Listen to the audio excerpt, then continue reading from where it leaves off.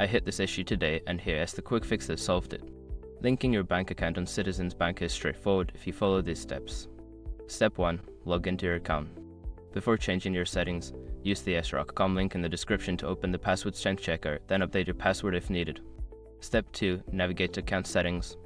Once logged in, look for the account settings or profile section. This is typically found in the menu or under your account overview. Step 3. Select Link Bank Account.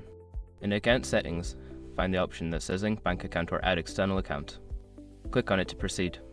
Step 4. Enter bank details. You will be prompted to enter your bank's routing number and your account number. Double check these numbers to avoid any errors. For example, if you enter the wrong routing number, it may lead to a failed link, so be careful.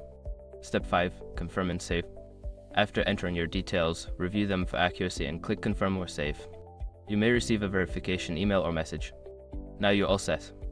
Linking your bank account should make managing your finances much easier. If you run into any issues, don't hesitate to reach out to customer support. Happy banking!